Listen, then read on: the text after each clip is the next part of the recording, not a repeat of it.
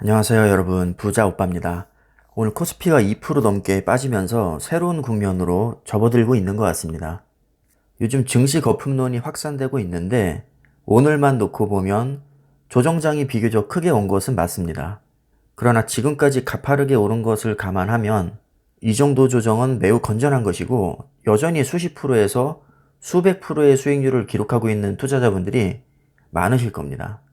아무리 높은 수익률을 기록하고 있어도 수익률이 떨어지는 것을 원하는 사람은 아무도 없습니다. 수익률이 3000%에서 2990%로 떨어지는 것도 분명히 기분 좋은 일은 아니죠. 그나마 수익 중이라면 덜하겠지만 만약에 손실 중이라면 하락장에 대한 두려움은 더 크게 느껴질 수밖에 없을 겁니다. 실제로 댓글에도 많이 언급되었던 내용이고 이쯤에서 주식 투자자라면 누구나 해볼 수 있는 고민거리가 하나 있죠. 삼성전자가 한참 잘 나가다가 요즘 계속 빠지고 있는데 현금화를 시키고 저점에서 다시 잡아야 될지 아니면 계속 홀딩해야 될지에 대한 고민입니다. 이 시점에서 충분히 해볼 수 있는 고민이라고 생각합니다. 여기에 대한 제 생각을 말씀드리면 일단 주식의 속성에 대해서 냉정하게 생각해 볼 필요가 있을 것 같습니다. 주가의 흐름을 보면 항상 같은 비율로 오르거나 내리지 않습니다. 유독 크게 오르는 날이 있고 크게 내리는 날이 있습니다. 상당 기간은 지루한 횡보 내지는 1% 미만의 작은 등락폭을 보이죠. 예를 들면 17일 동안 거의 제자리 걸음을 하다가 3일 동안 갑자기 20% 오르는 식입니다. 한결같이 한 달 내내 매일 1%씩 오르는 주식은 없습니다. 거의 대부분의 종목은 지루한 횡보를 거친 후에 며칠 사이에 크게 올랐다가 다시 제자리 걸음을 하거나 살짝 조정을 받은 후에 다시 며칠 동안 급등하는 패턴을 보입니다. 만약에 한 달을 꾹 참고 견뎠다면 한 달 수익률은 20%가 되겠지만 지루한 횡보를 견디지 못하고 17일째에 매도를 했다면 수익률은 0%가 됩니다. 단 3일을 못 참아서 20% 수익을 날리게 되는 거죠. 자, 반대로 주식에 처음 들어왔는데 정말 운 좋게 이 18일째 되는 날에 들어왔다면 단 3일 만에 20%의 수익을 볼 수 있겠죠. 자, 그런데 인간적으로 이렇게까지 운이 좋을 확률은 거의 없겠죠. 주가가 내리는 것도 마찬가지입니다. 17일 동안 횡보하다가 3일 만에 순식간에 마이너스 20% 수익률이 얼마든지 나올 수 있습니다. 만약에 이 3일을 피하고 4일째 다시 들어온다면 그야말로 완전히 기분 째지겠죠. 보통 하락장이 오면 수량을 늘리기 위해서 폭락장이 오기 직전에 현금화시키고 다시 상승기에 접어들었다 싶으면 전량 매수를 하는 전략을 많이 씁니다. 솔직히 말씀드리면 100% 하락폭이 큰 날만 골라서 피할 수 있다면 현금화 시키는 게 무조건 이득입니다. 꼭 100%가 아니어도 상승폭을 상쇄하고도 남을 정도만 되어도 이득입니다. 만약에 열흘 동안 현금화 시켰는데 9일이 폭락장이고 단 하루만 상승장이라면 이 전략은 매우 성공적이라고 봐야겠죠. 만약에 같은 기간 홀딩했다면 엄청난 피해를 봤을 겁니다. 자, 이 경우에는 현금화가 신의 한 수라고 평가할 수 있습니다. 자, 그런데 반대의 경우를 생각해 보겠습니다. 폭락 조짐이 보여서 현금화를 시켰는데 하필 다음날 10% 급등하고 또 그 다음날 12%가 급등한다면 단 이틀 만에 수십 프로의 수익률이 그냥 날아가 버리는 겁니다. 2개월 동안 고작 3%의 수익률을 기록하다가 폭락장을 피하기 위해서 잠깐 현금화 시켰을 뿐인데 하필 그 타이밍에 폭등장이 나와버리면 정말 약이 올라서 견디기 어려울 겁니다. 자, 이렇게 주식은 매일 똑같은 비율로 꾸준히 오르는 것이 아니라 단기간에 큰 폭으로 끌어올리는 특성이 있기 때문에 단 며칠만 놓쳐도 거의 1년치 평균 수익률이 날아가 버릴 수도 있습니다. 제가 현금화를 시키지 않는 가장 큰 이유가 바로 여기에 있습니다. 현금화를 시킨다는 것은 하락장과 상승장을 동시에 포기한다는 뜻입니다.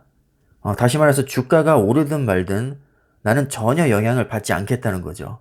시장 상황에 따라서 현금화 전략을 자주 쓰게 되면 확률적으로 몇 번은 하락장을 피할 수 있겠지만 정말 귀신같이 하락장만 쏙 피해갈 확률이 과연 몇 프로나 될까요? 만약에 같은 기간 동안 폭등장이 겹친다면 오히려 손해를 볼 수도 있습니다. 하락장을 운 좋게 피했다고 해도 다시 들어갈 타이밍 재는 것도 정말 큰 고민거리입니다.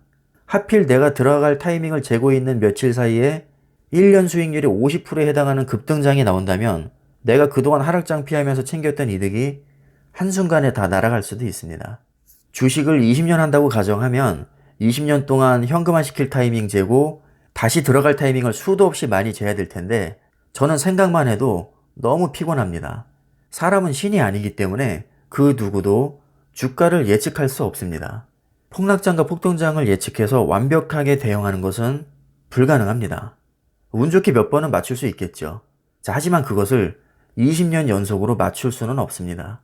내가 아무리 완벽하게 분석을 해도 세상에는 수많은 변수가 있기 때문에 절대로 내가 생각한 대로 주가가 흘러가 주지 않습니다. 작년 2, 3월에 바이러스 사태로 주가가 엄청나게 폭락을 했었는데 이런 걸 어떻게 예측합니까? 작년 12월만 해도 그렇습니다. 상속세나 대주주 세금 문제로 삼성전자 주가가 폭락할 거라는 전망이 은근히 많이 나왔었거든요. 근데 오히려 엄청난 폭등을 했었습니다. 오히려 올해 초부터는 상속세와 대주주 세금 문제 해소가 됐죠. 고객 예탁금도 사상 최고치 찍었고요. 개인 순매수량도 사상 최고치를 나날이 경신했습니다. 그런데 이런 상황에서 의외의 조정장이 지금 나왔죠. 지금 다시 증시 거품론이 확산되면서 주가가 하락할 수 있다는 전망이 많이 나오고 있는데요. 저는 주가의 흐름을 도저히 예측할 자신이 없기 때문에 계속 홀딩할 생각입니다.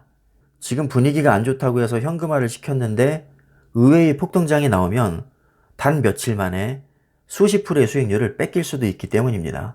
항상 주식은 불확실성이 존재하고 의외의 상승장과 하락장이 많이 나오기 때문에 만약에 풀베팅 상태에서 폭락장을 얻어맞는다면 저는 오히려 추가 매수를 더 많이 들어갈 생각입니다. 폭락장은 차라리 피할 수 없다고 생각을 하고 대응을 잘하는 게 그나마 현실적이라고 봅니다. 폭락장에서는 평소보다 매수량을 늘리는 게 제가 생각할 때는 꽤 괜찮은 대응 방법인 것 같습니다. 오히려 폭락장에서 겁을 먹고 손절하는 게 아니라 매수량을 늘리고 폭등장에서는 매수량을 줄이는 게 수량을 확보하는 데 있어서 굉장히 유리합니다. 일단 제가 장기 투자자이기도 하고 저는 주가 예측에 자신이 없기 때문에 일정한 금액으로 분할 매수를 하는 게 개인적으로는 가장 편한 방법인 것 같습니다. 큰 폭의 상승과 하락장은 자주 나오는 것이 아니기 때문에 평소에는 그냥 꾸준히 매수하다가 그때그때 상황에 맞게 대응하는 게 큰 스트레스 받지 않고 오랫동안 장기 투자할 수 있는 비결이 아닌가 저는 개인적으로 그렇게 생각을 합니다. 그래서 결론적으로 저는 그냥 가만히 있어도 중간은 간다는 생각으로 그냥 홀딩을 하고 있고요. 상승장과 하락장이 나오면 그때그때 조금씩 매수량을 조절을 합니다. 지금보다 증시가 훨씬 더 상황이 안 좋아지고 큰 폭의 하락장이 나와도 저는 여전히 현금화 시킬 생각이 없고요. 10년이고 20년이고 우직하게 수량을 늘리면서 최종 매도 시점에서의 주가만 생각을 할 겁니다. 사실 주식에 정답은 없다고 생각합니다. 여러분들도 고민을 많이 해보시고 이 사람 말 저 사람 말 많이 들어보시고 여러분들한테 가장 맞는 방법을 찾으시면 됩니다. 자, 지금까지 저의 개인적인 생각을 말씀드려봤는데 얼마나 많은 분들이 동의하실지는 모르겠고요. 제 말이 정답이라고 생각하지 않습니다. 자, 오늘 영상은 여기까지 하겠습니다. 감사합니다.